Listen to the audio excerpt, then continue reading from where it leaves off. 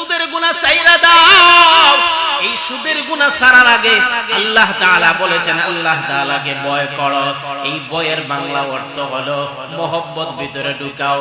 একটা হলো আল্লাহ তাআলার বিধান মানলায়, আরেকটা হলো বিধানও মানছো আবার মহব্বত সহিত বিধান মানলায়। বান্দা যখন মহব্বতের সহিত আল্লাহ তাআলার বিধান মানে তখন এই বিধান মানা তাহার জন্য সহজ হয়ে যায়। সে যখন তার মনে মনে ঢুকায় আল্লাহ আমাকে বলেছেন এত বড় মহান আল্লাহ, গোটা দুনিয়ার মালিক, আমার মতো সামান্য একজন ব্যক্তিকে বলেছেন এটা করার জন্য, বোঝা গেল আল্লাহর মহব্বত আমার প্রতি আছে। এই যে একটা মহব্বত বান্দার ভিতরে ঢুকে যায়, এই মহব্বতের কারণে বান্দার যদি কোনো ত্রুটি বিচ্যুতি হয় মহান আল্লাহ তাআলা মুহূর্তের ভিতরে মহব্বতের খাতিরে এইগুলি মাফ কইরা দেয়। কথায় কথায় লম্বা হয়ে যায়। নবীজির একজন সাহাবীর নাম সালাবা ইবনে হাতিব আনসারী, ওনার বাড়ি হলো মদিনায়। নবীজির কাছে আয়েশা বললেন, ও পয়গম্বর আমার জন্য দোয়া করো, আমি যেন বড় লোক হয়ে যাইতে পারি। আল্লাহর পয়গম্বর বললেন, ও সালাবা আমি যে তোমার জন্য দোয়া করব, কারণ তোমার যেই পরিমাণ সম্পদ আছে এটা যদি শুকরিয়া আদায় করতে পারো এটাই তোমার জন্য ভালো। এই পরিমাণ সম্পদ হওয়ার চাইতে যেই পরিমাণ সম্পদ হইলে তুমি শুকরিয়া আদায় করতে পারবা না। এই সাহাবী এই কথা শোনার পরে চলে গেলেন। এইভাবে 15-20 দিন হয়ে গেল। 15-20 দিন পরে এই সাহাবী আবার আগমন করলেন। আয়েশা বললেন, পয়গম্বর আমার জন্য দোয়া করো, আমি যেন বড় লোক হয়ে যাইতে পারি। পয়গম্বর বললেন, নবীজি বললেন, ও সালাবা আমি নবীর তরিকা কি তোমার কাছে ভালো লাগে না? এই কথা বলার পরে সাহাবী আবারও চলে গেলেন। নবীজির তরিকা হলো এই দুনিয়াতে মিসকিন হালতে আমি আসলাম, আবার মিসকিন হালতে দুনিয়াতে থাকবো। হাসরের ময়দানে আল্লাহ তাআলা যেন মিসকিন হালতে আমাকে উঠায়। এর ব্যাখ্যা এইটা নয় যে আমরা বড় লোক হব না, অবশ্যই আমরা বড় লোক হব। কারণ পয়গম্বর যেই তরিকা আমাদেরকে শিক্ষা দিয়েছেন এই তরিকায়। নবীজির একজন সাহাবীর নাম মদিনা, ওনার বাড়ি ছিল মক্কায়। হিজরত করিয়া মদিনা শহরে যাওয়ার পরে পয়গম্বর ওনাকে আরেকজন সাহাবীর বাড়িতে লজিং বাড়ি বানায় দিলেন। কিন্তু ওই সাহাবী ব্যবসা বাণিজ্য করার পরে এই পরিমাণ সম্পদের মালিক হয়েছিলেন। বর্তমান দুনিয়ার সবচেয়ে বড় ধনী ইলন মাস্ক। ইলন মাস্কের যেই পরিমাণ সম্পদ আছে নবীজির ওই সাহাবীর সম্পদ ছিল ইলন মাস্কের চাইতে 3 গুণ বেশি।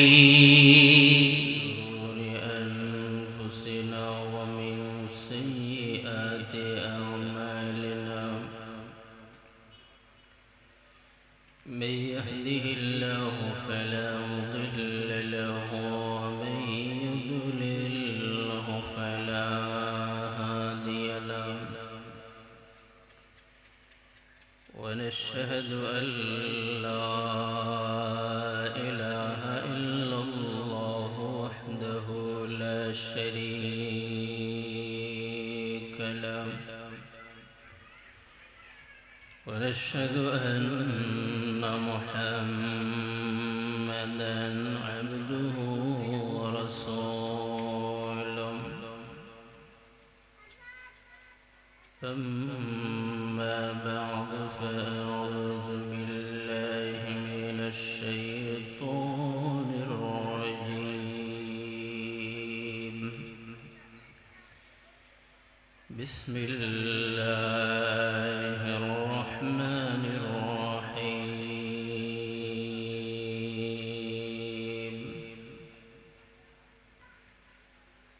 يا أيها الذين آمنوا اتقوا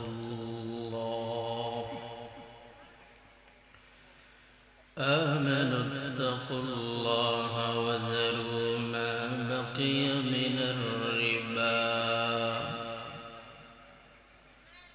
إن كنتم مؤمنين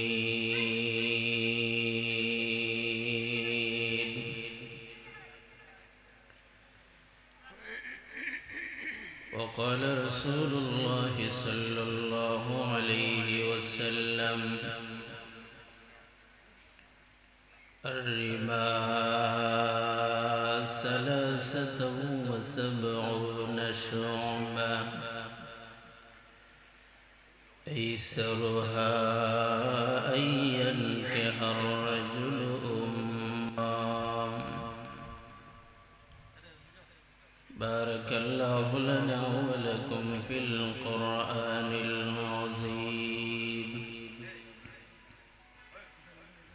ونفعنا وإياكم بالآيات والذكر الحكيم.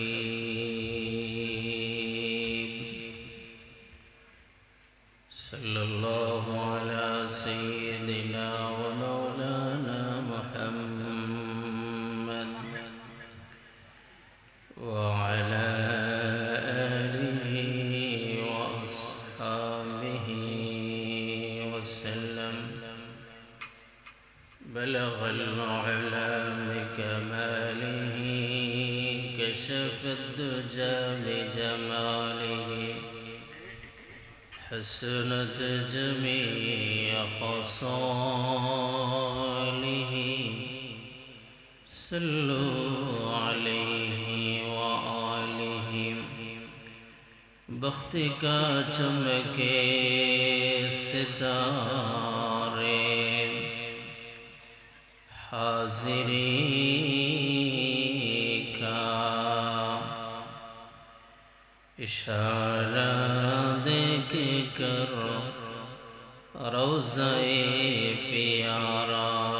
بلغ العلا بکمالہ كشف الدجى بجماله حسنت جميع خصاله. صلوا عليه وآله. لا إله إلا الله. لا إله إلا الله.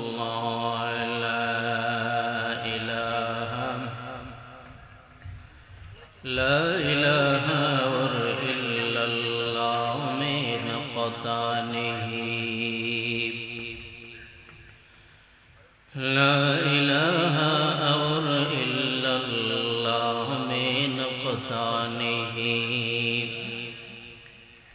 देखिए क्या रमज़ है कुदरत की इस पैगाम में. ला इलाहा इल्लल्लाह.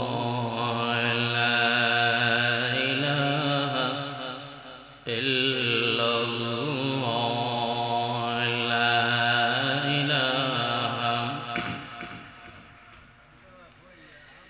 अब इज़ाफ़ा गैर मुमकिन रब काबा की कसम. अब इज़ाफ़ा गैर मुमकिन रब काबा की कसम.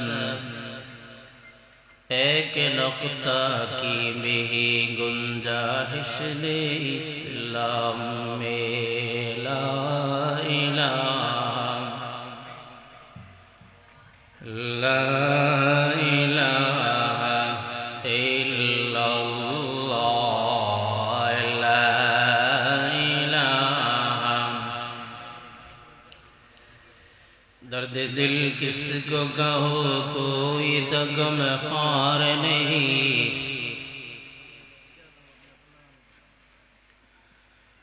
दर्द दिल किसको कहो कोई तो गमख़ार नहीं. ऐ खुदा तेरे सिवा कोई मददगार नहीं. ऐ खुदा तेरे सिवा कोई मददगार नहीं. अज़ खौफ खुदा दिल में नहीं गैरत ईमान. अज़ खौफ खुदा दिल में नहीं गैरत ईमान. हम कैसे मुसलमान हैं. हम कैसे मुसलमान. हम कैसे मुसलमान हैं. हम कैसे मुसलमान. दुनिया के हमें फिक्र ही क़बा का नहीं जान. दुनिया के हमें फिक्र ही उक़बा का नहीं जान, हम कैसे मुसलमान हैं, हम कैसे मुसलमान, हम कैसे मुसलमान हैं, हम कैसे मुसलमान। दिल मेरा तस्खीर किया एक अरबी ने, दिल मेरा तस्खीर किया एक अरबी ने, मक्की मदनी हाशिमी ओ मुत्तलबी ने, मक्की मदनी हाशिमी ओ मुत्तलबी ने।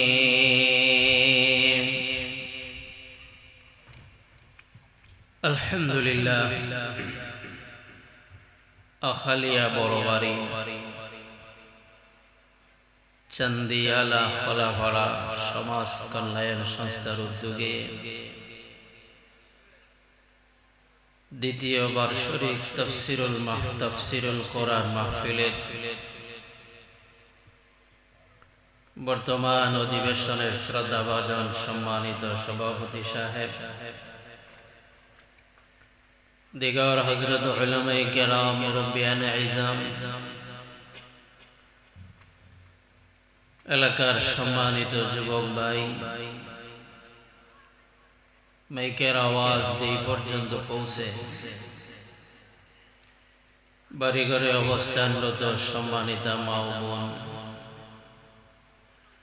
सर्वप्रथम आल्लाह ताआलार दरबारे शुक्र आदाय करेছি যিনি আমাদেরকে অত্যন্ত দয়া করে আজকের এই মোবারক সমাবেশে আসা বসা জাতির কর্ণধার উলামায়ে কেরামের জবান থেকে কোরআন হাদিসের আলোচনা করা এবং শোনার তৌফিক দান করলেন।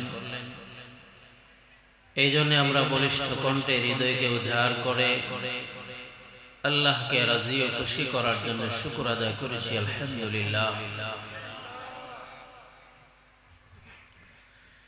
নির্ধারিত বিষয়ের উপর আলোচনা করার জন্য কর্তৃপক্ষ আমাকে আদেশ করেছেন।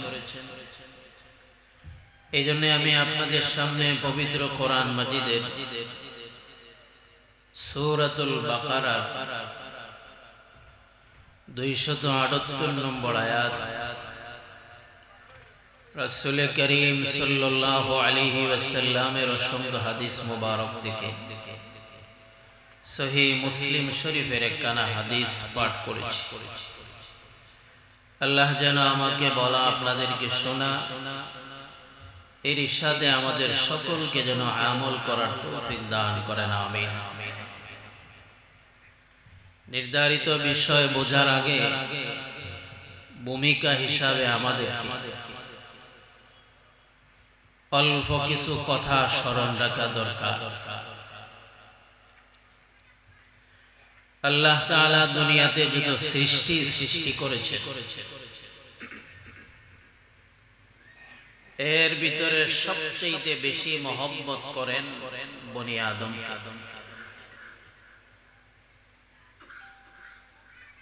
আল্লাহ তাআলার সৃষ্টির ভিতরে ফেরেশতা, জিন্নাত,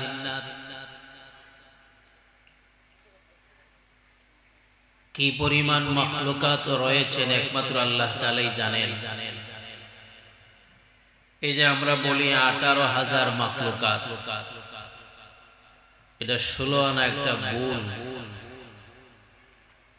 তাফসিরে ইবনে কাসিরে 18,000 আলম বলা হয়েছে, মাখলুকাত না। আলম মানে পৃথিবী, জগৎ, মাখলুকাত অর্থ সৃষ্টি। কিন্তু বর্তমান বিজ্ঞান বলে প্রায় 68,000 পৃথিবী বর্তমান বিজ্ঞান আবিষ্কার করে ফেলেছে। এর ভিতরে আল্লাহ তাআলার কি পরিমাণ সৃষ্টি হইতে পারে একমাত্র আল্লাহই ভালো জানেন। এর ভিতরে সবচাইতে বেশি মহব্বত করেন বনি আদমকে, যার কারণে আল্লাহ তাআলা পবিত্র কোরআনে রাসূল করিম সাল্লাল্লাহু আলাইহি ওয়াসাল্লাম তার অমর গ্রন্থ হাদিস মুবারকে তার উম্মতকে যে কোনো বিধান দেওয়ার আগে ভালোবাসা এবং মহব্বতের শব্দ এটা আগে ব্যবহার করেছে। আমরা যে আল্লাহর বিধানগুলি মানি শুধু নিয়ম আর রেওয়াজ এর অনুযায়ী মানলেই হবে না, এরই সাথে সাথে যদি আল্লাহ এবং তার রাসূলের পরিপূর্ণ মহব্বত আমাদের অন্তরে আসে, আর মহব্বত নিয়ে যদি আমরা বিধানগুলি পালন করতে পারি, তখনই কামিয়াব সফল হওয়া সম্ভব। যেমন 5 ওয়াক্ত নামাজ আল্লাহ তাআলা ফরজ করে দিয়েছেন,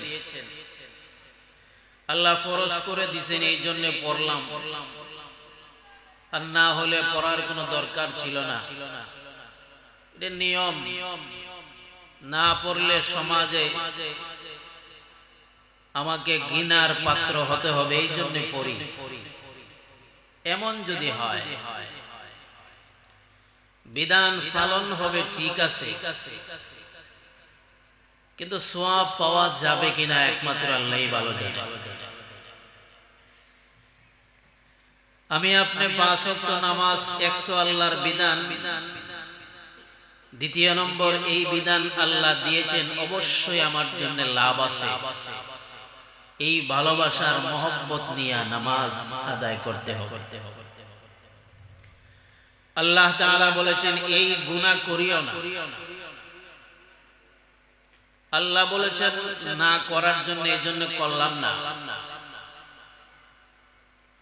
এইটার মধ্যে খালিক আর মাখলুক,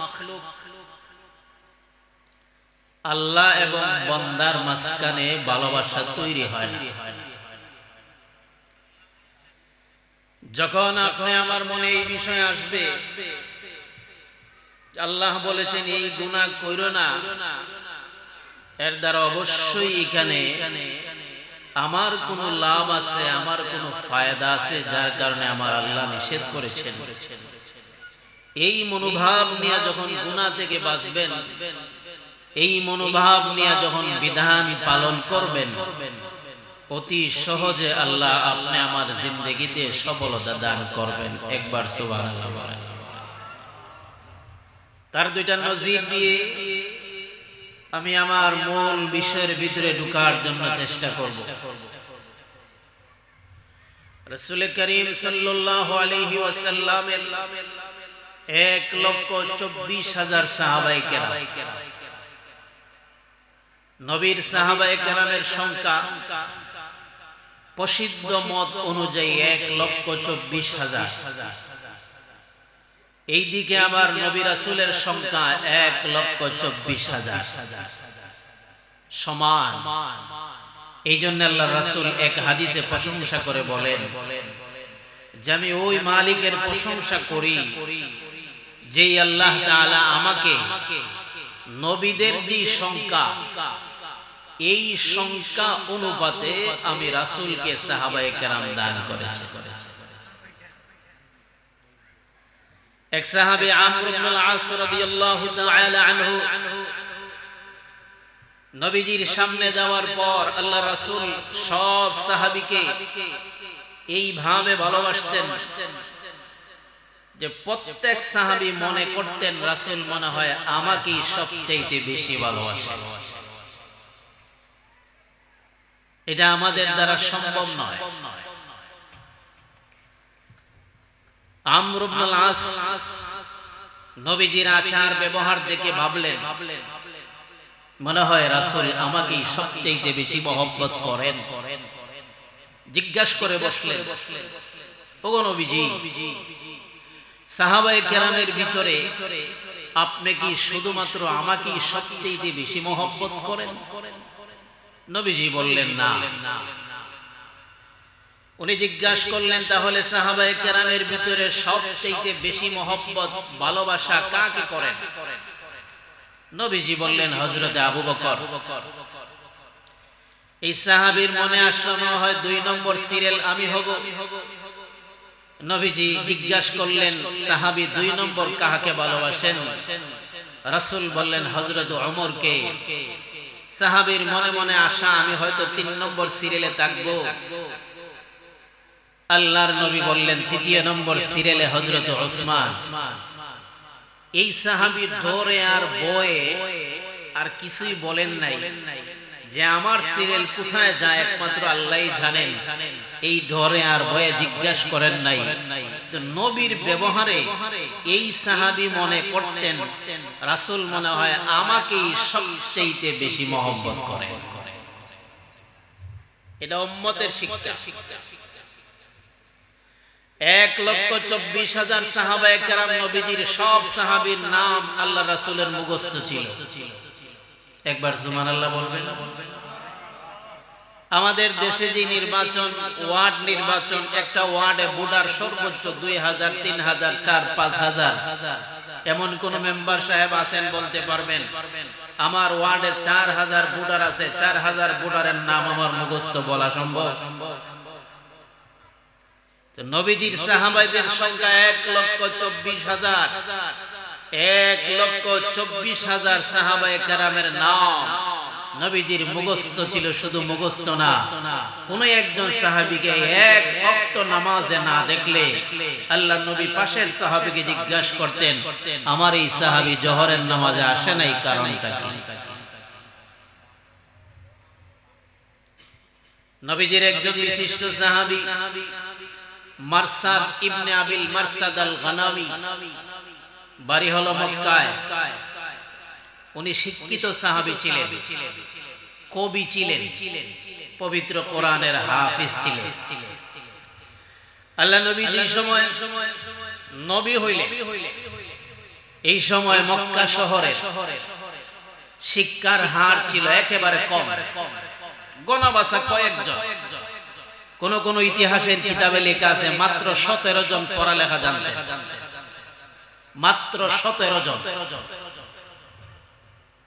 এর ভিতরে উনি একজন, মারসাদ ইবনে আবিল মারসাদ আল গানামি রাদিয়াল্লাহু আনহু।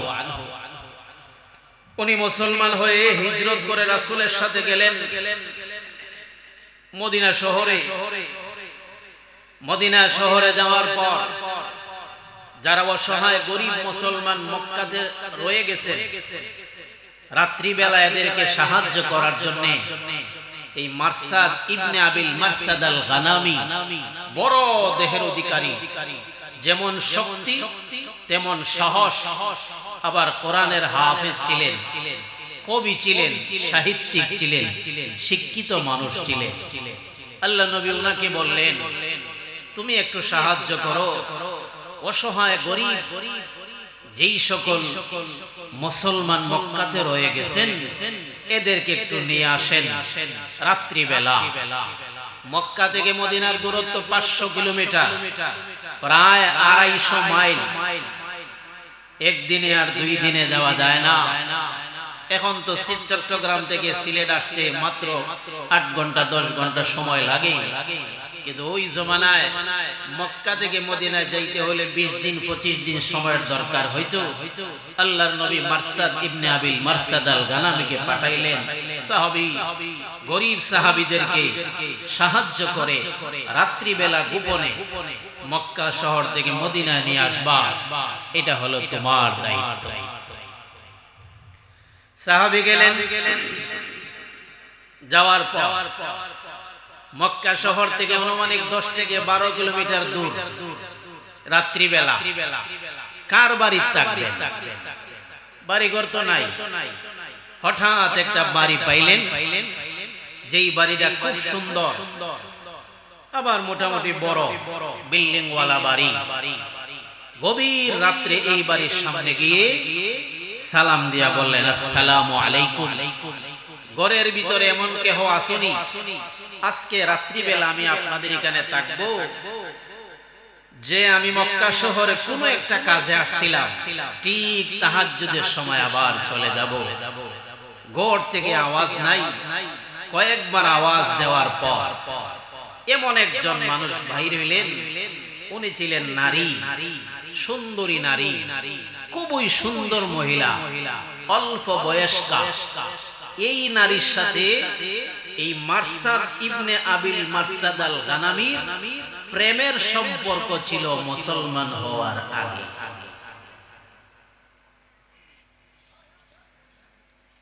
যেই মাত্র মহিলা ঘর থেকে বাহির হইলেন, মারসাদ ইবনে আবিল মারসাদ আল গানামীর চেহারা দেখে মহিলা হাতে আসমানে পেয়ে গেলেন।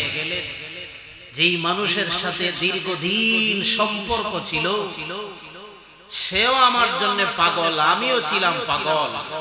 হঠাৎ করে ওই মানুষটা গেল কোথায়? দীর্ঘদিন মাঝখানে গ্যাপ, সাক্ষাৎ নাই। আল্লাহ উপরওয়ালা মনে হয় গারে দইরা এই মানুষটারে গভীর রজনীতে আমার বাড়ির সামনে পাঠাইয়া দিয়েছে। মহিলা বললেন, ও মারসাদ,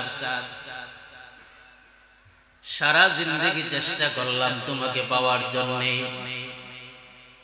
না না আমার মনের আশা পূরণ করতে পারি নাই, তুমিও তো তোমার মনের আশা পূরণ করতেই পারো নাই। ও মারসাদ, আজকে এমন একটা সুযোগ আসছে, এই জন্য আসো, তোমার জন্য আমার বাড়ি খোলা। সারা রাত্রে আমি আপনাকে মেহমানদারি করাবো এবং আমি আপনার সামনে আমার যৌবনের খাহিশ মিটাবো। আমার বাড়িতে আজকের জন্য কেহ নাই। আমার মা এবং বাবা মক্কা শহরে গেছেন, আজকে আসবেন না, আগামী কালকে আসবেন। সাহাবী মারসাদ ইবনে আবিল মারসাদ আল গানামী মহিলাকে দেখার পরে যেমন নাকি বাঘের সামনে পড়ে গেলেন, আসমান ভেঙ্গে উনার মাথায় পড়ে গেল। সাহাবী মনে মনে বলেন, না না, নবীর হাত ধরে আমি মুসলমান হয়ে গেছি। আল্লাহ তাআলা বলেছেন প্রেমের সম্পর্ক হারাম। এই জন্য আজকের জন্য যদি আমি না বাঁচতে পারি, জাহান্নামের আগুন আমার জন্য ওয়াজিব হয়ে যাবে। মহিলাকে বললেন, ভিতরে যাও। ওই মহিলা ভিতরে গিয়া বিছনা ঠিক করতেছেন, সাহাবীর জন্য নাস্তা বানাইতেছে।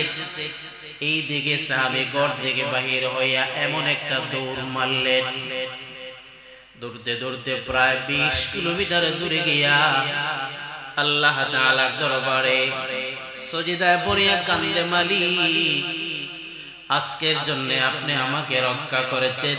আমি জানি প্রেমের সম্পর্ক হারাম। আমার নবীজি বলেছে অবৈধ কোনো মহিলার সাথে কথা বললে জিনার গুনাহ হয়, অবৈধ কোনো মহিলার সাথে চললে পায়ের গুনাহ হয়, কথা বললে মুখের গুনাহ হয়, এমনকি যদি পাশাপাশি বসো দিলের গুনাহ হইতেই থাকে। এই জিনা রব্বুল আলামিনের দরবারে বড় কঠিন গুনাহ। এই যে আপনি আমাকে রক্ষা করলে, এই জন্য আপনার দরবারে আমি শুকরিয়া আদায় করলাম। সাহাবীর মহব্বতে এই পরিমাণ চলে আসছে, যেহেতু পয়গম্বর বলেছেন প্রেমের সম্পর্ক হারাম, এই জন্য এই গুনাহ আমার দ্বারা করা সম্ভব হবে না। সাহাবীদেরকে আল্লাহ তাআলা নির্বাচন করেছিলেন নবীর জন্য। আল্লাহ তাআলা বলেন, উলাইকাল্লাযীনা ইমতাহানাল্লাহু কুলুবাহুম লিত্তাকওয়া। সাহাবীদেরকে আমি আল্লাহ তাআলা নবীর সোহবতের জন্য আমি নিজেই নির্বাচন করলাম। আপনি যদি সিগারেট খান, আমার ওয়াজে যদি আপনার সিগারেট বন্ধ হয়, একদিনে ছাড়তে পারবেন না। আপনি যদি বড় কোনো গুনার সাথে জড়িত হন, আমার ওয়াজে যদি আপনার গুনাহ বন্ধ হয়, একদিনে গুনাহ ছাড়তে পারবেন না। আগে বলবেন, আগে সিগারেট একদিনে খাইতাম 20টা, আজকে 10টা, এরপরে 5টা, এরপরে 2টা, এইভাবে ছাড়তে হবে। কিন্তু কিন্তু সাহাবায়ে কেরাম নবীর মহব্বত, আল্লাহ তাআলার মহব্বত, শরীয়তের মহব্বত এমন ভাবে ভিতরে ঢুকে গিয়েছিল, যেই সময় আল্লাহ তাআলা বলেছেন সুদের গুনাহ হারাম, ঘুষের গুনাহ হারাম, যেই সময় বলেছেন জিনার গুনাহ হারাম, যেই সময় বলেছেন মদের গুনাহ হারাম, সাহাবায়ে কেরাম বুঝবেন সময় নাই, সময় নেবেন তাও সময় নাই। আল্লাহ যেহেতু বলেছেন, নবী যেহেতু বলেছেন, মুহূর্তের ভিতরে সমস্ত গুনাহ চিরতরে তালাক দিয়ে দিছে। মুসলমান যুবক মায়ের আমার শোনো, সাহাবায়ে কেরামের মহব্বত কোরআন এবং শরীয়তের প্রতি আল্লাহ তাআলা আজকে নয় 1400 বছর আগে বলেছেন সুদের গুনাহ হারাম, ঘুষের গুনাহ হারাম। আমাকে বিষয় দেওয়া হয় যে সুদ, আজকে নয় 1400 বছর আগে আল্লাহ বলেছেন সুদের গুনাহ হারাম। এর দ্বারা বোঝা যায় আল্লাহ আমাদের সাথে দুশমনী আছে। আপনারা কি বলেন? 1400 বছর আগে আল্লাহ বলেছেন ঘুষের গুনাহ হারাম, এর দ্বারা বোঝা যায় আল্লাহ আমাদের সাথে দুশমনী আছে না মহব্বত? কি পরিমাণ ভালোবাসেন আল্লাহ! এই যে আমাদের মাথার উপর দিয়ে পাখি ওড়ে,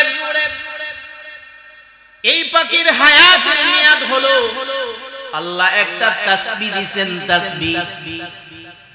এই পাখি যতদিন তাসবিহ পড়বে তার হায়াত, মুহূর্তের ভিতরে যদি তাসবিহ বন্ধ হয়ে যায় দুনিয়ার হায়াত খতম। জঙ্গলের শক্তিশালী প্রাণীর নাম হলো বাঘ। এই বাঘ পৃথিবীর সমস্ত প্রাণীরা ডরায় ভয় পায়। তো এই বাঘের যেদিন তাসবিহ বন্ধ হয়ে যায় দুনিয়ার হায়াত খতম। ফেরেশতাদেরকে এমন অর্ডার দিয়েছেন, কোন কোন ফেরেশতা সজিদায় কিয়ামত পর্যন্ত সজিদায় একটা সেকেন্ডের জন্য উপর উঠাইতে পারবে না। দুনিয়া ধ্বংস করার জন্য একটা ফেরেশতা এক জায়গায় দাঁড়িয়ে আছে, এটার নাম হলো ইসরাফিল। বড় একটা সিংহার মাঝে মুখ লাগাইয়া দাঁড়ায় আছে, একটা সেকেন্ডের জন্য মুখটা খুলেন না। পয়গম্বর মেরাজের রাতে যাওয়ার পরে এই জায়গায় যাওয়ার পর লক্ষ্য করলেন বড় একটা মানুষ সিংহার সামনে মুখ লাগাইয়া দাঁড়ায় আছে। আল্লাহর নবী জিবরাইলকে বললেন, ভাই জিবরাইল, এই কে? বলে ওনার নাম ইসরাফিল। এত বড় সিংহার সামনে কেমনে দাঁড়াইলো? বলে এই সিংহায় ফু দিলে দুনিয়া ধ্বংস হয়ে যাবে। আল্লাহর নবী বললেন সালাম দেব। জিবরাইল বললেন সালাম দাও না। নবীজি সালাম দিলেন, কোনো জবাব নাই। দুইবার সালাম দিলেন, কোনো জবাব নাই। তৃতীয় নম্বর বার সালাম দেওয়ার পরে কোনো জবাব নাই। নবীজি বললেন, ভাই জিবরাইল, এই ফেরেশতারে সালাম দিলাম 3 বার, সালামের কোনো জবাব দিল না, আমার কোনো অপরাধ নেই। জিবরাইল বললেন, না পয়গম্বর, আল্লাহ তাআলার অর্ডার হইল সামনে দাঁড়ানো। এই ফেরেশতা যেদিন থেকে আল্লাহ অর্ডার দিয়েছিলেন কয় হাজার বছর গেছে একমাত্র আল্লাহ তাআলাই জানেন। এত লম্বা সময়ের ভিতরে এই ফেরেশতা একটা সেকেন্ডের জন্যও সিংহা থেকে মুখ সরায় না। তার মানে হলো এই যে একটা লম্বা দুনিয়া, যে দুনিয়াতে আমরা বসবাস করি, এই দুনিয়ার হায়াত কেমনে জানেন? আমাদের জিকিরের সাথে তার হায়াত। জিকির যেদিন বন্ধ হয়ে যাবে দুনিয়া শেষ। জিকির যেদিন বন্ধ হয়ে যাবে, বিল্ডিং, দুনিয়ার সমস্ত বিল্ডিং শেষ হয়ে যাবে। তাহলে দুনিয়ার হায়াত হলো আপনি আমাদের মুখের জিকিরের সাথে। আমার পয়গম্বর বলেন, যতদিন পর্যন্ত আল্লাহ আল্লাহ জিকির হবে এতদিন দুনিয়া আছে। যেদিন জিকির বন্ধ হয়ে যাবে দুনিয়া থাকবে না। কিন্তু একমাত্র বনি আদম, এই বনি আদম জিকির বন্ধ করলে হায়াত শেষ হয় না, নামাজ না পড়লে হায়াত শেষ হয় না, বড় গুনাহে জড়িত হয়ে গেল হায়াত শেষ হয় না। হলো আল্লাহ তাআলা সমস্ত মাখলুকাত সৃষ্টি করার পর সর্বশেষ বনি আদমকে তৈরি করলেন। এই বনি আদমকে তৈরি করার পরে ফেরেশতা মাখলুকাতের সাথে আল্লাহ পরামর্শ করলেন, আমার বান্দা সৃষ্টি করব, তোমাদের মতামত কি? ওরা বলল আমাদের মতামত নাই, এদেরকে সৃষ্টি না করলেই ভালো। আল্লাহ নিজ কুদরতি হাতে বনি আদমের স্ট্রাকচার তৈরি করার পরে, আমাদের এই আবহাওয়া তৈরি করার পরে, জান্নাতের একটা জায়গার মধ্যে রাখার পর সমস্ত ফেরেশতারা, সমস্ত মাখলুকাতগুলি আমাদের স্ট্রাকচারের সৌন্দর্য দেখে সবাই আশ্চর্য হইয়া যায়। সুবহানাল্লাহ, জোরে বলবেন না? আল্লাহ তাআলা বলেন, লাকাদ খালাকনাল ইনসানা ফি আহসানি তাকওয়িম, মানুষকে আমি আল্লাহ সুন্দর বানাইলাম। এই সৌন্দর্যের কাছে পৃথিবীর সমস্ত সৌন্দর্য অকেজ। আল্লাহ মানুষকে সুন্দর বানাইছেন। মানুষের দেহের ভিতরে হাত আছে, পৃথিবীর সমস্ত হাতের চাইতে আমাদের হাতটা সুন্দর। এই চক্ষু আছে, পৃথিবীর সমস্ত চক্ষুর চাইতে আমাদের চক্ষু হলো সুন্দর। কয়েকদিন আগে পত্রিকায় দেখলাম শাহজালাল ভার্সিটির বিজ্ঞান বিভাগ থেকে তারা প্রমাণ করলো মানুষের চক্ষুর চাইতে অক্টোপাসের চক্ষু নাকি সুন্দর। আমি আশ্চর্য হয়ে গেলাম, আরে কি বলে? আল্লাহ বলতেছে সুন্দর, কিন্তু পরে আবার তারাই লেখছে পত্রিকায় দেখলাম, না না, আমরা ভুল করছি। বনি আদমের চেহারার মতো, বনি আদমের গঠনের মতো পৃথিবীর কোনো প্রাণীর গঠন হইতে পারে না। এর হ্যাঁ বলার পরে আমার আল্লাহ তাআলা বললেন, এত সুন্দর করে হুকুম দিয়া বানাই নাই, আমার নিজ কুদরতি হাতে বানাইছি। আল্লাহু আকবার, জোরে বলেন। খালাকাল্লাহু আদামা আলা সূরাতিহিল আসলিয়া, আল্লাহ তাআলা বনি আদমকে বানাইছেন নিজের সূরতে। না হয় তার ব্যাখ্যা হয় আল্লাহর কাছে যেই সূরত সবচাইতে পছন্দনীয়, এমন সূরত দিয়ে আল্লাহ বনি আদমকে বানাইছেন। বানানোর পরে ফেরেশতারা যেই মাত্র বললেন এটা তো অপরাধ করবে, পাপ করবে, তাহলে আপনার লাভ হবে কি? আমার আল্লাহ তাআলা বললেন, চলো, যত বড় অপরাধ হয় না কেন, এই বান্দা যখন আমাকে সিজদা করার জন্য জমিনে মাথা টেকাইবে, ওই সময় আমি আল্লাহ এদেরকে তৈরি করছি, তার সার্থকতা হাসিল হয়ে যাবে। এই জন্য বন্ধুরা আমার, আল্লাহ তাআলা যত বিধান দিয়েছেন সমস্ত বিধান আমাদের জন্য কল্যাণকর। কিছু বিধান দিয়েছেন এটা করিও না, এটা করলে আমাদের দুনিয়াতে লস এবং পরকালেও লস। এর ভিতরে আসুন, আমরা যেইভাবে লাভেরটা নিতে পারি নাই, লসেরটাও নিতে পারছি না। আমরা আছি হানাহানি, মারামারি, কাটাকাটি নিয়ে। লসেরটাও নিতে পারছি না, লাভেরটাও নিতে পারছি না। ঘুষ খাইলে লস হয়, সুদ খাইলে লস হয়, এটাও নিতে পারছি না। আর ইসলাম মানলে লাভ হয়, এটাও নিতে পারছি না। এই যে রজব মাসের শেষ, আল্লাহ নবীজির বিশেষ একটা মুআজিজা মেরাজ সংগঠিত হয়েছিল। কোনদিন এই বয়ান শুনছেন? মেরাজ হয়েছিল, এই ওয়াজ শুনছেন? নবীজির যে মেরাজ হয়েছিল, ইমাম সাহেবরা সারা মাস বয়ান করেন।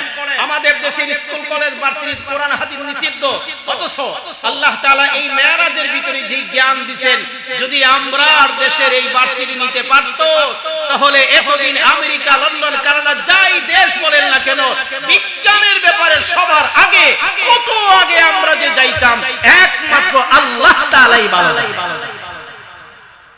পয়গম্বরকে মেরাজ ঘটনা হলো, যে একটা যন্ত্র দিয়ে নবীজি সওয়ার হয়ে গেছিলেন, এর নাম হলো বোরাক।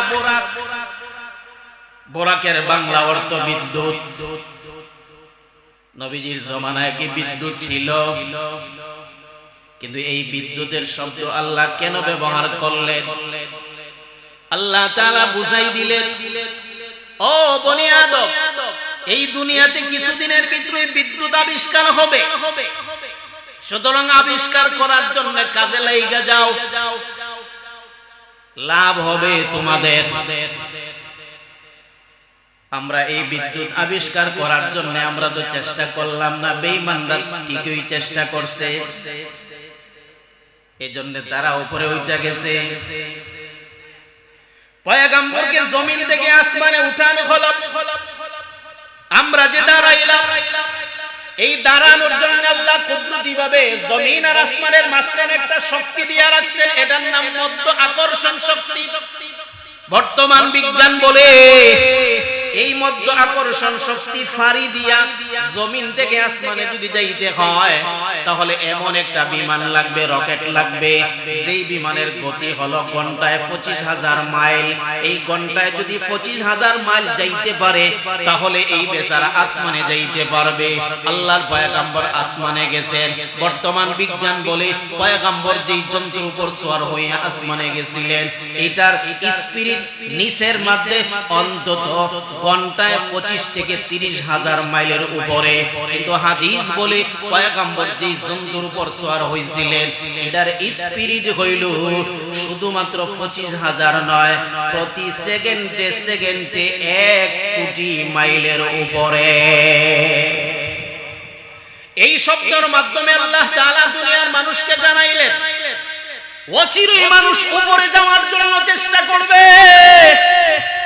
আর একটা আল্লাহ শিক্ষা দিলেন অচিরেই এমন একটা জন্তু আবিষ্কার হবে যেই জন্তু ঘন্টায় 5,000, 10,000, 30,000 মাইল যাইতে পারে। এটা নিয়ে গবেষণা করো। কিন্তু পৃথিবীর মানুষ মুসলমান কোথায় গবেষণা করলো?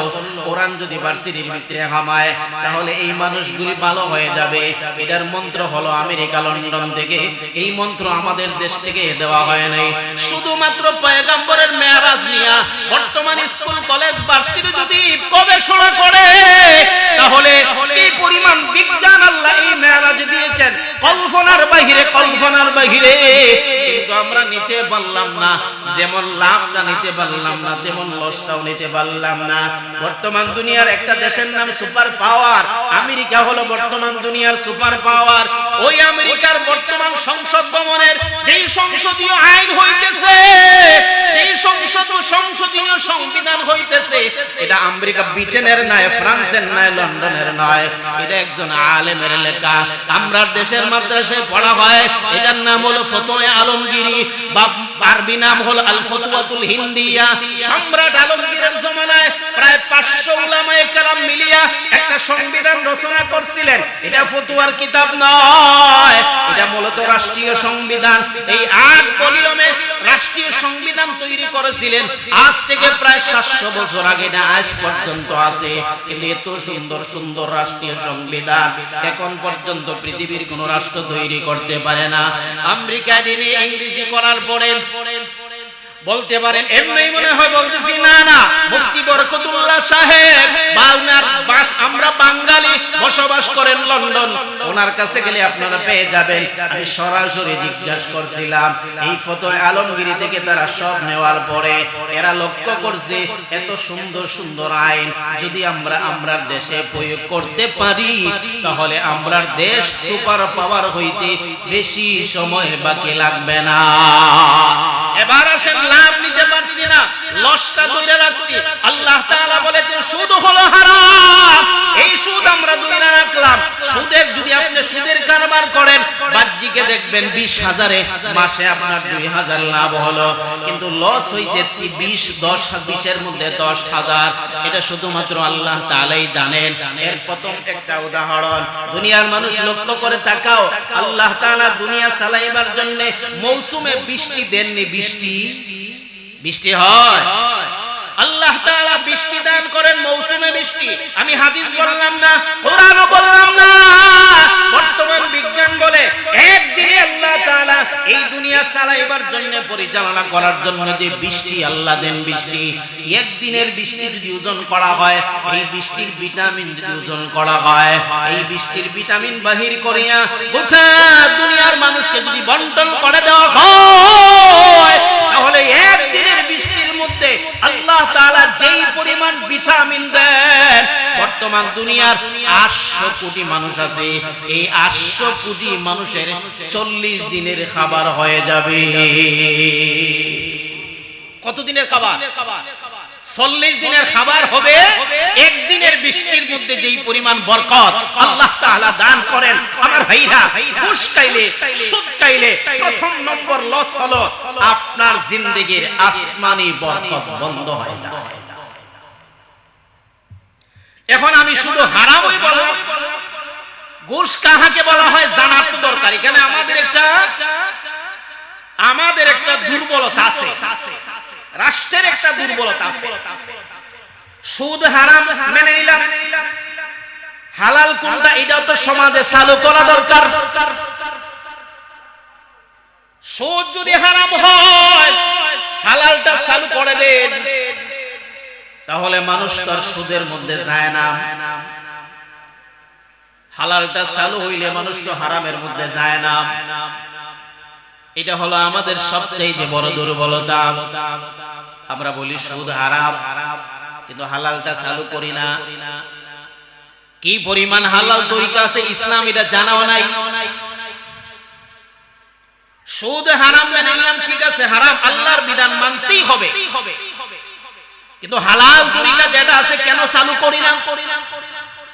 বাংলাদেশের এমন কোন গ্রাম নাই যেই গ্রামে কয়েকজন বিত্তশালী মানুষ নাই। এরা মিলে যদি সরকারের কাছ থেকে অনুমতি নিয়ে একটা ব্যাংক তৈরি করেন, এই ব্যাংকের মাধ্যমে যেহেতু প্রশাসন জড়িত থাকবে, এই জন্য মাইরা যাওয়ার কোনো তরিকা নাই। আইডি কার্ড অনলাইন করেন, তার জীবন বৃত্তান্ত অনলাইন করিয়া তার বডি ল্যাঙ্গুয়েজ সবগুলি পরীক্ষা করার পরে সে যদি শিক্ষিত হয় ব্যবসা করতে পারবে, হালালটা চালু করে দেন, সুদ এমনি বন্ধ হয়ে যাবে। আপনি বাহিরের দেশে যান, সুদ হারাম এটা তারাও জানে, কিন্তু আমাদের দেশের মতো তারা সুদ নেয় না। এদের সুদের একটা সিস্টেম আছে। আমি চিন্তা কইরা দেখলাম ইসলামের একটা পরিভাষা আছে, ব্যবসার মধ্যে একটা পরিভাষা, এটার নাম বাইয়ে মুদারাবা। এই মুদারাবার বাংলা হলো আমার সম্পদ আপনার মেহনত, এই আমার সম্পদ আপনার মেহনত, যেই পরিমাণ লাভ হয় আমরা বন্টন করে নিব। এই যে একটা তরিকা, এটা আমরা দেশে নাই। আমরা দেশের যত ব্যাংক আছে প্রত্যেকটা ব্যাংক সুদ ছাড়া চলে না। একমাত্র ইসলামী ব্যাংক ছিল, কিন্তু প্রতিষ্ঠা যে ইসলামী ব্যাংক প্রতিষ্ঠা লাভ করছে, এদিন বাংলাদেশ ব্যাংকের মধ্যে দরখাস্ত দিল আমরা সুদ নিব না। 100 কোটি টাকা জামানত দেওয়ার পরে বলল না না আমরা সুদ নিব না। 3 বছর যাওয়ার পরে আবার দরখাস্ত লিখলো আজ থেকে আমরা সুদ নিব। এর 6 মাস পরে আবার দরখাস্ত লিখলো বাকি 3 বছর যে আমরা সুদ নিছি না, এটা আবার অগ্রিম ফিরাইয়া দাও। এটার মাধ্যমে প্রমাণ হয় বাংলাদেশে সুদ ছাড়া কোনো ব্যাংক নাই। যাবেন কোথায়? সুদ হারাম, কিন্তু এমন কোন ব্যাংক নাই যেটার মধ্যে হালাল লেনদেন আছে। তো এখানে আবার 2 প্রকার তারা ঋণ দেয়, সুদ দেয় 2 প্রকার। একটা আছে ব্যবসায়ী আর একটা আছে মহাজন। দলিল হলো নবীজির জমানায় মহাজন সুদ আসিল, ব্যবসায়ী সুদ আসিল না। সম্পূর্ণ মিথ্যা, ভুল কথা। নবীজির জমানায় দুটোই আছিল। যেদিন সুদ হারাম হয়ে গেল, সুবহানাল্লাহ, সাহাবায়ে কেরাম এই পরিমাণ ইসলামকে মানছেন। যেদিন হারাম হয়ে গেল, ওই আরাফার মাঠে আল্লাহর নবীজি দুনিয়া থেকে বিদায় হয়ে যাওয়ার কিছুদিন আগে সাহাবায়ে কেরামকে বলছিলেন আইয়ামে জাহিলিয়াতের সমস্ত জিনিস আল্লাহ হারাম করে দিবেন। এর ভিতরে একটা আছে সুদের গুনাহ, সুদের কারবার আল্লাহ নিষেধ কইরা দিবেন। আমার বংশের ভিতরে আমার চাচা আব্বাসের সুদের ব্যবসা ছিল। আমি সর্বপ্রথম এই সুদের যত ঋণ বাকি আছে আমি রাসূল আমার পক্ষ থেকে সবাইকে এটা maaf কইরা দিলাম।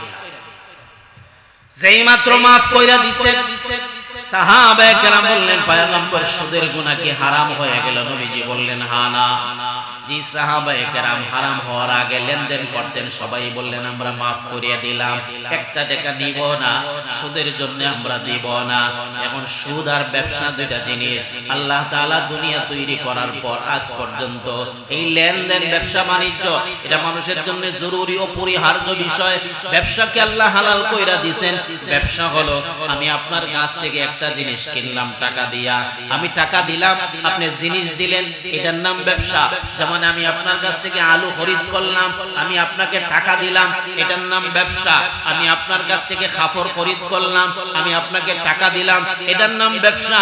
আর সুদ বলা হয় টাকা দিয়া টাকা, জিনিস দিয়া জিনিস। যেমন আমি আপনাকে একটা কাপড় দিলাম, বিনিময়ে আপনার কাছ থেকে ভালো একটা কাপড় নিয়ে আসলাম, এটাও সুদ। টাকা দিলাম 20,000, মাস পরে 2,000 লাভ দিবেন, এটা সুদ। টাকা দিলাম আপনারে 1 লক্ষ টাকা, 1 বছর পরে 10,000 দিবেন, এটাও সুদ। অর্থাৎ জিনিস যদি এক রকম হয় আর বিনিময় করতে গিয়ে যদি বেশ কম হয়, এটার নাম সুদ। এটার মধ্যে লাভ নাই। কেমনে লাভ নাই? ধরেন আপনার কাছে আলু আছে দেশিটা, আমি ডায়মন্ড দিলাম, দিয়া বললাম ভাইজান দেশি আলু নেন, ডায়মন্ড আলু আমাকে দেন, কারণ দেশি আলু 1 কেজি দিলে ডায়মন্ড 5 কেজি পেয়ে যাইব। দুই কিন্তু আলু আপনার কাছে ছিলই 5 কেজি, আমার কাছে 1 কেজি। এখন আপনি 5 কেজি তো দিবেন, আপনারটা আরো কমছে, এখন 5 থেকে 1 কেজি আইছে। যেহেতু আপনি এখন আমাকে 5 কেজি দিবেন, আর আমি যে 1 কেজির মালিক ছিলাম এখন আরো ডাবল হইছে, মানে 5 কেজির মালিক হইছি। তো সুদের সিস্টেমটা হইলো যে বড় লোক এ আরো বড় হয়, যে টাকাওয়ালা এ আরো বড় হয়। যেমন আমি আপনাকে 20,000 টাকা দিলাম, ভাই 1 মাস পরে আপনি আমাকে 5,000 টাকা লাভ দিবেন। টাকার দরকার আপনার, ঠিক আছে, আপনি গরিব, এখন আপনাকে দিয়ে দিলাম। আপনি 1 মাস পরে আরো 5,000 কোথা থেকে দিবেন? এমনিই তো আপনার কাছে টাকা নাই, এখন 20 দিলেন, 5 দিলেন, গরিব যে ছিলেন আরো গরিব হইলেন। এই জন্য সুদ হইল হারাম, আর ব্যবসা হইল মানুষের জরুরত দূর হয়। ধরেন আপনার কাছে চাউল আছে, আমার কাছে টাকা আছে, আমি চাউলের জন্য গরিব, আপনি টাকার জন্য গরিব। আমার টাকা আপনাকে দিলাম, আপনার চাউল আমাকে দিলেন, এইটার মধ্যে বরকত হয়, এইটার মধ্যে এটা হালাল, এইটার মধ্যে বরকত হয়। এই জন্য আল্লাহর পয়গম্বর বলতেছেন যে মানুষকে রুজির যত তরিকা আছে, এই তরিকার ভিতরে 10 ভাগের 9 ভাগের বরকত আল্লাহ ব্যবসা বাণিজ্যের মধ্যে দান করেন। এই জন্য আমার আল্লাহ তাআলা বলেন, ইয়া আইয়ুহাল্লাযীনা আমানুত্তাকুল্লাহা ওয়া যারু মা বাকিয়া মিনার রিবা। ও দুনিয়ার মানুষ, সুদের গুনাহ ছাইরা দাও। এই সুদের গুনাহ ছাড়ার আগে আল্লাহ তাআলা বলেছেন আল্লাহ তাআলাকে ভয় করো। এই ভয়ের বাংলা অর্থ হলো মহব্বত ভিতরে ঢুকাও। একটা হলো আল্লাহ তাআলার বিধান মানলায়, আরেকটা হলো বিধানও মানছো, আবার মহব্বত সহিত বিধান মানলায়। বান্দা যখন মহব্বতের সহিত আল্লাহ তাআলার বিধান মানে, তখন এই বিধান মানা তাহার জন্য সহজ হয়ে যায়। সে যখন তার মনে মনে ঢুকায়, আল্লাহ আমাকে বলেছেন এত বড় মহান আল্লাহ, গোটা দুনিয়ার মালিক, আমার মতো সামান্য একজন ব্যক্তিকে বলেছেন এটা করার জন্য, বোঝা গেল আল্লাহর মহব্বত আমার প্রতি আছে। এই যে একটা মহব্বত বান্দার ভিতরে ঢুকে যায়, এই মহব্বতের কারণে বান্দার যদি কোনো ত্রুটি বিচ্যুতি হয়, মহান আল্লাহ তাআলা মুহূর্তের ভিতরে মহব্বতের খাতিরে এইগুলি মাফ কইরা দেয়। কথায় কথায় লম্বা হয়ে যায়। নবীজির একজন সাহাবীর নাম সালাবা ইবনে হাতিব আনসারী, ওনার বাড়ি হলো মদিনায়। নবীজির কাছে আয়েশা বললেন, ও পয়গম্বর, আমার জন্য দোয়া করো, আমি যেন বড় লোক হয়ে যাইতে পারি। আল্লাহর পয়গম্বর বললেন, ও সালাবা, আমি যে তোমার জন্য দোয়া করব, কারণ তোমার যেই পরিমাণ সম্পদ আছে এটা যদি শুকরিয়া আদায় করতে পারো, এটাই তোমার জন্য ভালো। এই পরিমাণ সম্পদ হওয়ার চাইতে যেই পরিমাণ সম্পদ হইলে তুমি শুকরিয়া আদায় করতে পারবা না। এই সাহাবী এই কথা শোনার পরে চলে গেলেন। এইভাবে 15-20 দিন হয়ে গেল। 15-20 দিন পরে এই সাহাবী আবার আগমন করলেন। আয়েশা বললেন, পয়গম্বর, আমার জন্য দোয়া করো, আমি যেন বড় লোক হয়ে যাইতে পারি। পয়গম্বর বললেন, নবীজি বললেন, ও সালাবা, আমি নবীর তরিকা কি তোমার কাছে ভালো লাগে না? এই কথা বলার পরে সাহাবী আবারও চলে গেলেন। নবীজির তরিকা হলো এই দুনিয়াতে মিসকিন হালতে আমি আসলাম, আবার মিসকিন হালতে দুনিয়াতে থাকবো। হাসরের ময়দানে আল্লাহ তাআলা যেন মিসকিন হালতে আমাকে উঠায়। এর ব্যাখ্যা এইটা নয় যে আমরা বড় লোক হব না, অবশ্যই আমরা বড় লোক হব, কারণ পয়গম্বর যেই তরিকা আমাদেরকে শিক্ষা দিয়েছেন এই তরিকায়। নবীজির একজন সাহাবীর নাম মদিনা, ওনার বাড়ি ছিল মক্কায়। হিজরত করিয়া মদিনা শহরে যাওয়ার পরে পয়গম্বর ওনাকে আরেকজন সাহাবীর বাড়িতে লজিং বাড়ি বানায় দিলেন। কিন্তু ওই সাহাবী ব্যবসা বাণিজ্য করার পরে এই পরিমাণ সম্পদের মালিক হয়েছিলেন। বর্তমান দুনিয়ার সবচেয়ে বড় ধনী ইলন মাস্কের যেই পরিমাণ সম্পদ আছে, নবীজির ওই সাহাবীর সম্পদ ছিল ইলন মাস্কের চাইতে 3 গুণ বেশি।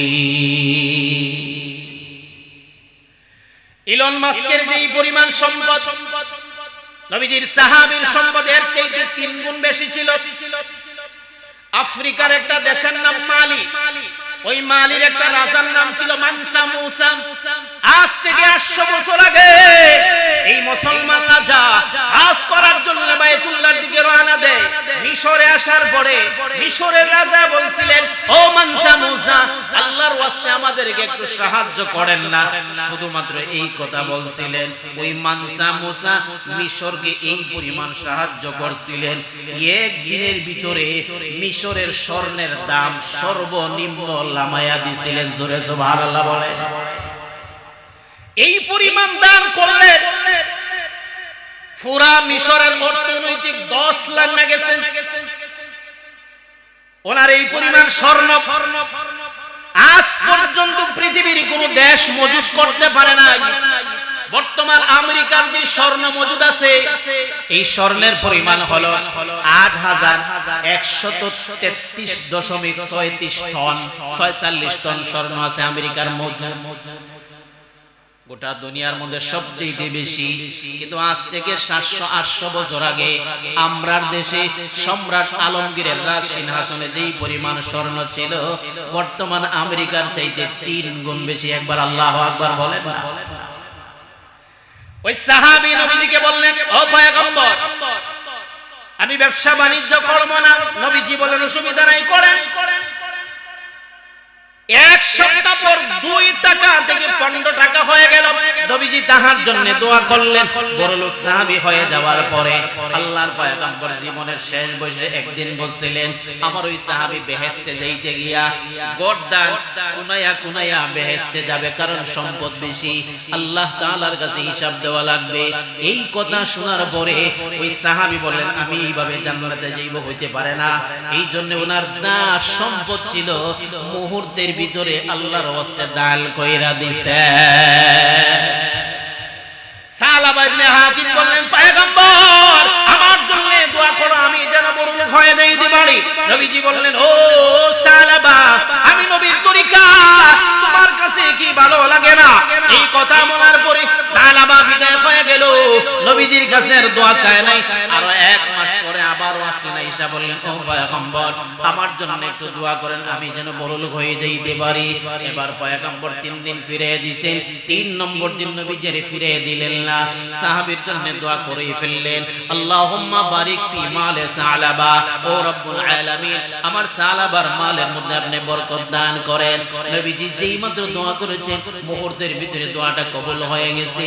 এমন ভাবে দোয়াটা কবুল হয়েছে, কিছু দিনের ভিতরে ওই সালাবা বেড়া লালন পালন করতেন, দুম্বা। কিছু দিনের ভিতরে এমন দুম্বা হয়ে গেছে যে ওনার বাড়ি তার জায়গা হয় না। এই বাড়িঘর বিক্রি করিয়া দুম্বা রাখার জন্য ওনার নিজ বাড়ি থেকে অনেক দূরে চইলা গেছে। অনেক দূরে চইলা যাওয়ার পরে এখন তো মসজিদে নববীতে 5 ওয়াক্ত নামাজে আসা যায় না। এখন সাহাবী পড়ছেন, বিপদে কি করবেন? অনেক দূরে হওয়ার কারণে মাগরিব, আসর, এশার নামাজে আসতে পারেন না, শুধুমাত্র যোহর আর ফজরের নামাজে আসেন। পয়গম্বর সাহাবীদেরকে বললেন, সাহাবীরা, আমার সালাবা কোথায়? উনি কেন নামাজে আসেন না? সাহাবীরা বললেন, পয়গম্বর, আপনার সালাবা এই পরিমাণ দূরে গেছেন যেখান থেকে আসতে কষ্ট হয়। নবীজি দোয়া করলেন, ওয়াইলাকা ইয়া সালাবা, ও সালাবা, তোমার জন্য ধ্বংস। তুমি তো আগে আমি বলেছিলাম এই সম্পদ তোমার জন্য জরুরি না, তুমি সম্পদের হক আদায় করতে পারবা না। আরো কিছুদিন অতিবাহিত হয়ে যাওয়ার পরে সম্পদের পরিমাণ বাড়ছে। এখন এই বাড়িটার জায়গা হয় না, এখান থেকে আরো দূরে চলে গেছেন। এখন এমন দূরে গেছেন আর 5 ওয়াক্ত নামাজে হাজির হইতে পারেন না। বেশি দূর হয়ে যাওয়ার কারণে আসতে পারেন না। কিভাবে আসবেন? আসতে যাই দ্বিতীয় সময় অতিবাহিত হয়ে যাবে। এই জন্য সালাবা 5 ওয়াক্ত নামাজ আসতে পারে না, শুধুমাত্র জুমার নামাজে আগমন করে। আল্লাহর পয়গম্বর সাহাবীদেরকে বললেন, সাহাবীরা, আমার সাহাবা কোথায়? সাহাবীরা বললেন, ওগো নবীজি, সম্পদ এই পরিমাণ বাড়ছে, যে সম্পদ বাড়ার কারণে উনি আর 5 ওয়াক্ত নামাজে আসতে পারেন না। নবীজি একটাই কথা বলেন, ওয়াইলাকা ইয়া সালাবা, ওয়াইলাকা ইয়া সালাবা, ওয়াইলাকা ইয়া সালাবা, ও সালামা, তোমার জন্য ধ্বংস। নবীজি শুধুমাত্র একটাই কথাই বলেন, আর কিছুই বলেন না। আচ্ছা, আপনারা জবাব দেন, নবীর পিছনে এক ওয়াক্ত নামাজের সওয়াব, এক ওয়াক্ত নামাজের সম্মান ইজ্জত যদি এক পাল্লায় রাখা হয়, গোটা দুনিয়ার সমস্ত সম্পদ যদি আরেক পাল্লায় রাখা হয়, সমান তো হওয়ার কথা না। কারণ নবীর পিছনে এক ওয়াক্ত নামাজ পড়া মানে আপনার জিন্দেগি সার্থক হয়ে যাওয়া। সাহাবা বললেন এখন কি করা যায়? শুধুমাত্র জুমার নামাজে আসেন, আরো কিছুদিন অতিবাহিত হয়ে যাওয়ার পরে জুমার নামাজে আসতে পারে না। নবীজি আবার চিন্তিত হয়ে গেলেন। এরই ভিতরে আমার আল্লাহ তাআলা ইসলামের আরেকটা বিধান নাযিল করলেন, যাকাতের বিধান। যাকাতের বিধান নাযিল করে জিবরাইলের মাধ্যমে নবীজির কাছে আল্লাহ আয়াত নাযিল করে জানায় দিলেন, খুয মিন আমওয়ালিহিম সাদাকাতান তুতাহহিরুহুম। ও পয়গম্বর, আপনার সাহাবায়ে কেরামের ভিতরে যারা বড় লোক ধনী আছেন, এদের কাছ থেকে আপনি যাকাত গ্রহণ করেন। এই যাকাত গ্রহণ করলে কি লাভ হয় আল্লাহ নিজেই জানায় দিয়েছেন, তুতাহহিরুহুম। এই যাকাতের মাধ্যমে তাদের অর্জিত সম্পদ আমি আল্লাহ পবিত্র বানায়া দেয়। এমন পবিত্র, যেই পবিত্রর কারণে পরকালে কোনো মামলা নাই, মোকদ্দমা নাই। আপনি কবরে যাওয়ার পরে মাল সম্পর্কে জিজ্ঞাসা করা হবে না, কারণ আপনি যেহেতু যাকাত দিয়েছেন এই জন্য আপনি সম্পদের হক আদায় করে ফেললেন। আর একটা হলো যেহেতু সম্পদ পবিত্র হয়ে গেছে এই জন্য আপনার সম্পদ নষ্ট হবে না। কোন সম্পদ নষ্ট হয়? যেই সম্পদ অপবিত্র। আর যেই সম্পদ পবিত্র এটা কখনো আসমানি গজবে নষ্ট করে না। নবীজির হাদিস, দিল্লির একজন বুজুর্গ, উনি মসজিদে যাওয়ার সময় দামি জুতা চুরি হয়নি, মাঝে মাঝে জুতা হয় না? এমন মুসল্লি আমরা দেশে নাই মনে হয়, আছে? তাহলে শুনেন, এই হুজুর মসজিদে যাইতে ওনার দামি জুতা, ওই ব্রিটিশ আমলের আগে ওনার জুতার দাম এই জমানায় ছিল 2 দিনার, বর্তমানে 4 লক্ষ টাকা। 2 দিনার 4 লক্ষ। ইমামে আবু আজম আবু হানিফা গায়ের যে পোশাক ব্যবহার করতেন এটার দাম ছিল 30 দিনার, বর্তমানের দাম প্রায় 70 লক্ষ টাকা। সম্পদওয়ালা ছিলেন না? ছিলেন। আল্লাহ দিবেন তরিকা, নিতে পারি নাই। তো দিল্লির হুজুর উনি মসজিদে নামাজ পড়েন, দিল্লির শাহী জামে মসজিদে। ওনার দামি জুতা বাহিরে কোনোদিন চুরি হয় না। মুরিদান জিজ্ঞাসা করলেন, হুজুর আমাদের সকলের জুতাই চুরি হয়, আপনার জুতা চুরি হয় না, কারণটা কি?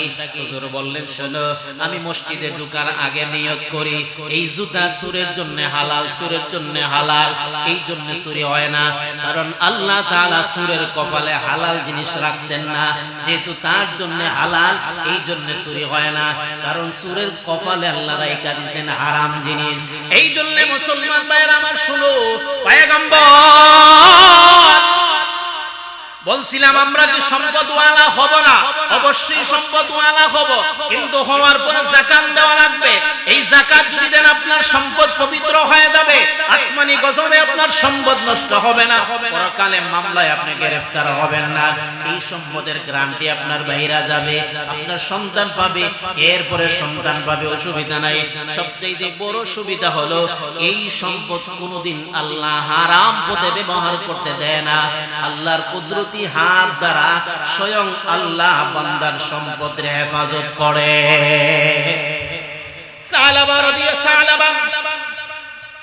এবার তো জুমার নামাজে আসেন না, আল্লাহর পক্ষ থেকে আয়াত নাযিল হয়ে গেল, ও পয়গম্বর সাহাবীদের কাছ থেকে যাকাত আপনি আদায় করেন। নবীজি যাকাত আদায় করা আরম্ভ করলেন।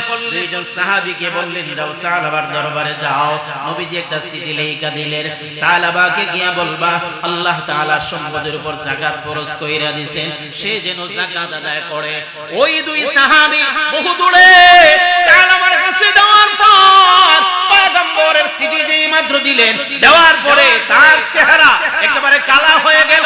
সে বলে ইন্না লিল্লাহ, এটা তো সরকারি ট্যাক্সের মতো মনে হয়, এটা আবার যাকাত কেমন করে হলো? এরপরে বলল ঠিক আছে তোমরা যাও, আমি চিন্তা ফিকির কইরা দেখি যাকাত দিতে পারবো কিনা। সে যাকাত দিলই না। ওই দুই সাহাবী আরো মানুষের যাকাত আদায় কইরা যাওয়ার সময় ওনাকে বললেন দিবেননি। সাহাবা বললেন যাও, 2-3 দিন পরে আমার যাকাত নিয়ে নবীজির দরবারে আগমন করব। এই কথা বলিয়া দুইজনকে বিদায় করে দিল। এইদিকে সাহাবা কিছুদিন পরে নবীজির দরবারে যাকাত কয়েকটা নিয়ে আসছেন। এর আগে মহান আল্লাহ তাআলা নবীজির কাছে জানাই দিলেন, ও পয়গম্বর তেলগো এই সাহাবার যাকাত আপনি গ্রহণ করতে পারবেন না।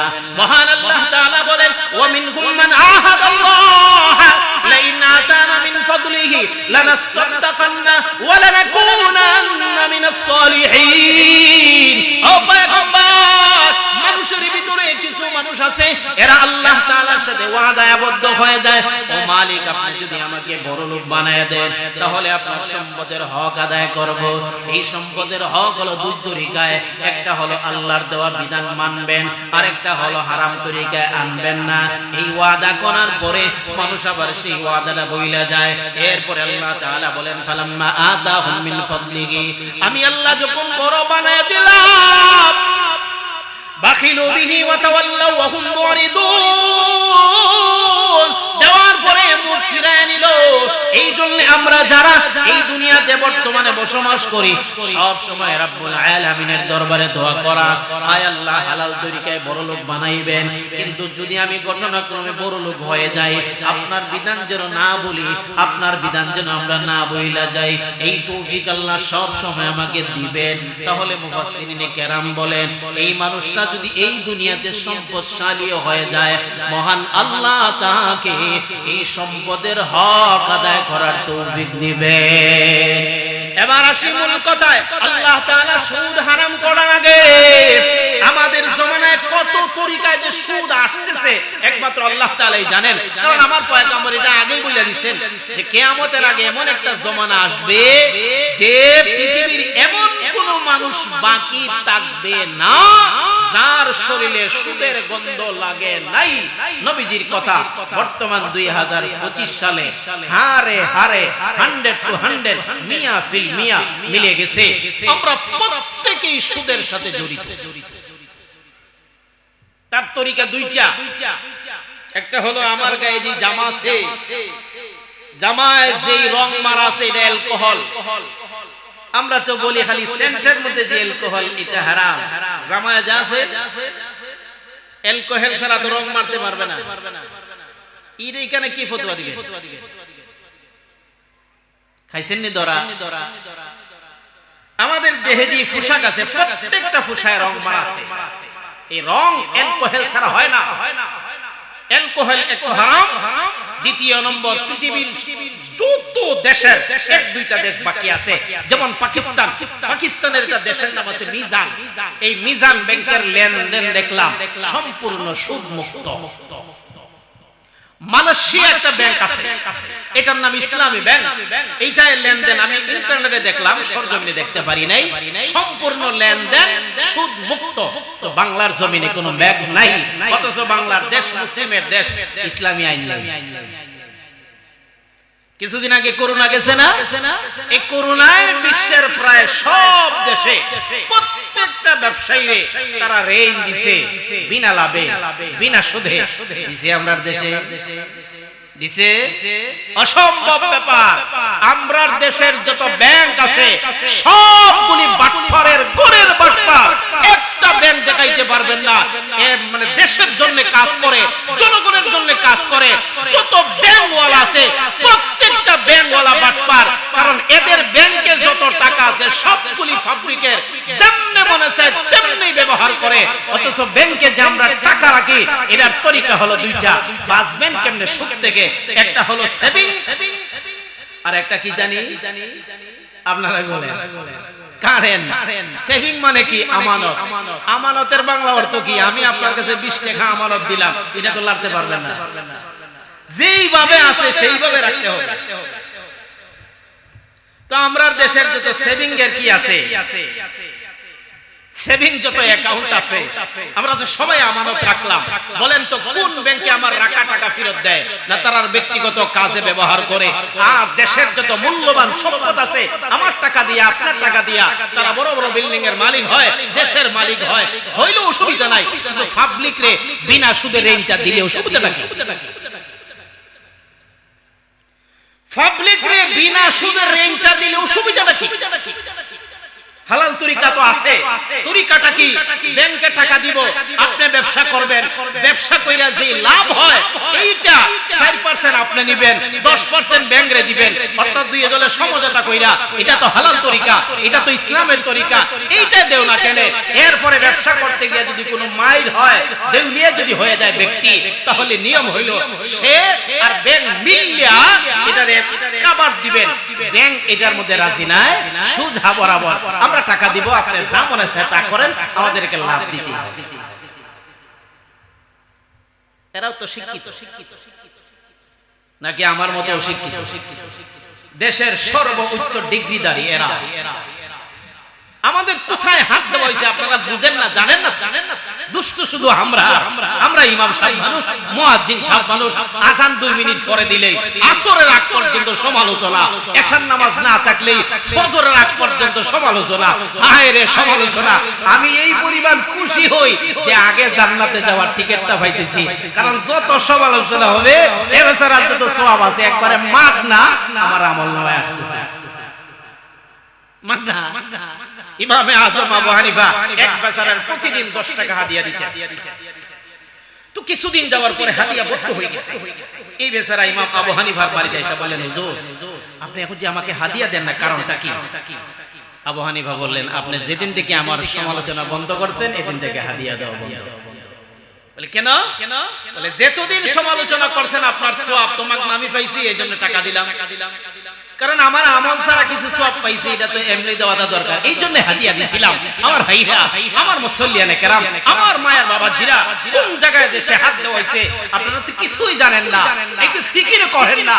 এটা নিয়ে টেনশন করার কোনো মাথা ব্যথাও নাই, কারণ আপনি আমার একই অবস্থা। আমার ছেলে যদি বিসিএস ক্যাডার হয় আলহামদুলিল্লাহ, আমার ছেলে যদি ডাক্তার হয় আলহামদুলিল্লাহ, আমার ছেলে যদি সচিব হয় আলহামদুলিল্লাহ, লম্বা বেতন ভাবে বিল্ডিং বানাইতে পারবো।